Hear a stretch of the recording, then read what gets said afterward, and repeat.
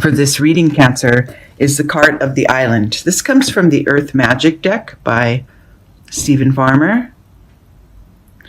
And this is the first thing that came to me when I was meditating on this card was, first of all, the difference between solitude and isolation. There's a difference. Isolation is sort of more of a retreat out of protection or fear, and solitude is a choice that you seek, right? It's to, go toward a moment where you can drop everything, drop the mind chatter, drop the schedule, drop everything, and clear your spirit, clear your mind. Find that quiet time. And solitude is something that you really want to incorporate in your day, from day to day. It's a balancing of your energy. And it's important to spend time alone with you. Okay? So let's see where we are here. The starting point here for this reading, when it talks about and the second thing that came to mind was that this may not mean for you, Cancer, that you're, like I said, it's not a point of isolation, that you have to escape the madness and you have to get alone. And it's more of a reminder, a gentle reminder to seek that solitude for yourself on a timely, in a timely way, in a consistent way.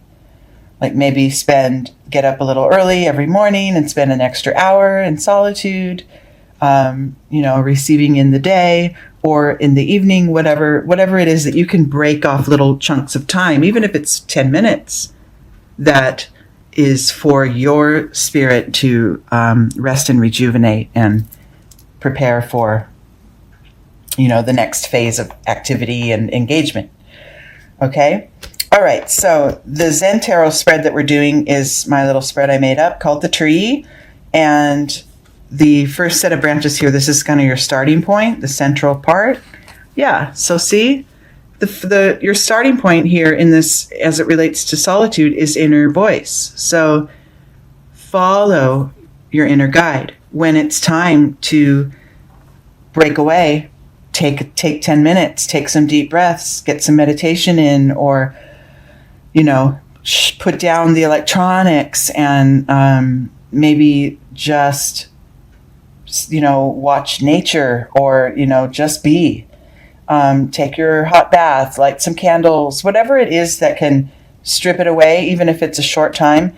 Use your guides, your intuition, to let you know when it's time, right?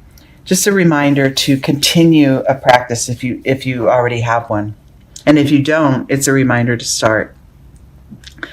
Internally, and the internal energy that supports this idea of trusting your intuition as to when it is time to create solitude, a space of solitude for yourself, there's a sense of excitement underneath that. Like, maybe your soul gets to meet your soul. You get to meet up with yourself every afternoon at noon, or whatever that is. Once you create a practice that is consistent, you will look forward to it. Just like this little figure in this card is looking forward to really the unknown that's ahead, but that looks promising, depicted by this rainbow light shining toward her.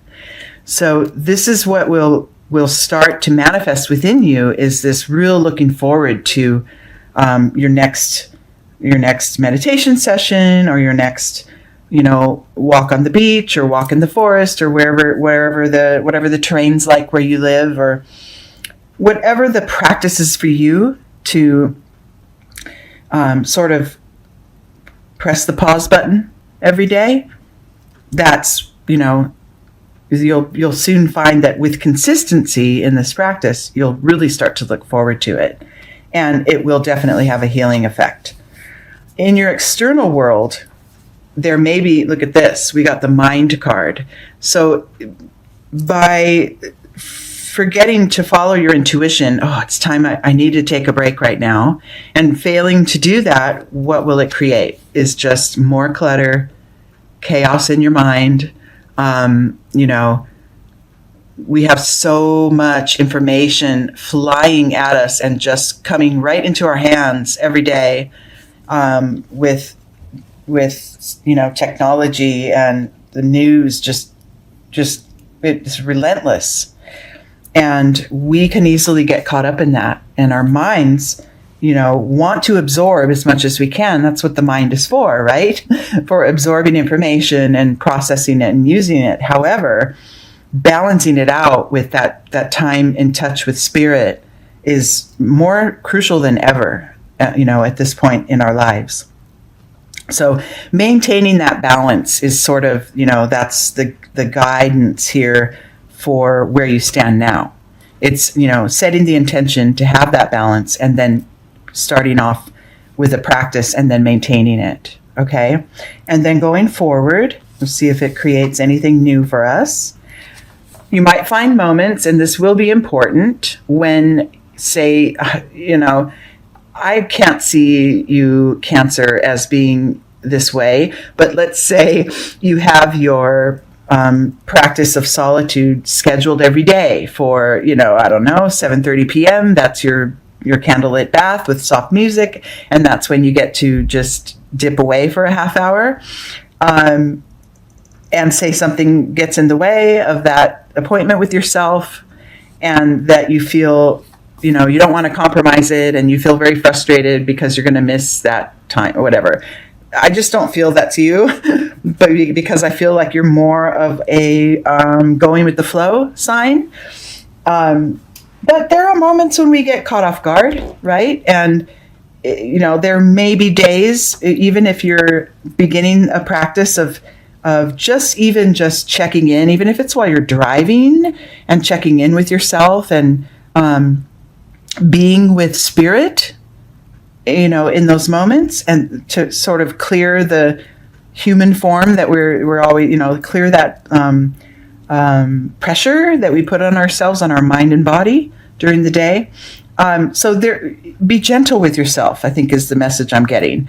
If there has to be a day or 2 or 3 when you skip this practice, it's okay, right?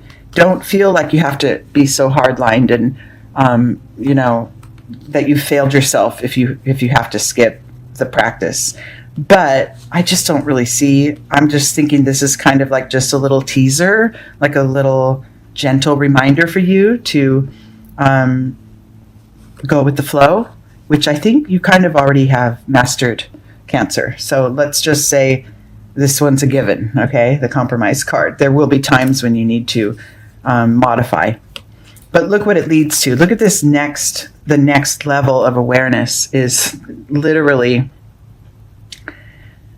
being in solitude, turning in as a practice. And look at, she's got the water. The symbol of the water is there with her, which is the depth of her emotion and being really in touch with the core of herself. And then in her mind, she's got the chatter and the voices and the reminders that are trying to reach her, but she seems impenetrable there, doesn't she? She's very much at peace. I like this. This is where the practice will lead to, where this energy of the mind, right, is really going to be put at bay with this practice, with this regular practice of solitude. Oh, I love it. Within you, in your inner vibrations, you're gaining more and more trust in the way that things lay out in your life. And this practice of checking out every day or every couple days for however long you can really is helping to build your trust in the universe, to build your connection to sort of that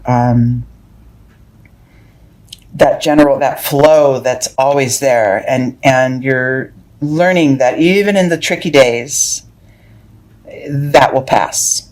and we'll be okay.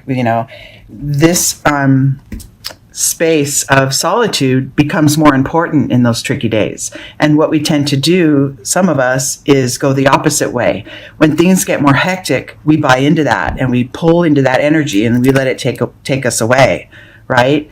And this reading here is just to remind you that practice, that checking out, even if it's chaotic, is what's going to regenerate you and refresh you and set you back on your path, okay? And that's where we come to our next card. It's integrating those opposites, the hectic, the outer and the inner, the external chatter, the world that's always sending us information, and then our internal world where we are, receiving but then quickly sending out energy of love, right? So this is going to be, this is sort of the result of the practice, of the solitude practice. And then look at that. I just said that it's going to have a healing effect on you. And that is the sort of overall message of your reading, is this healing quality that this practice will have.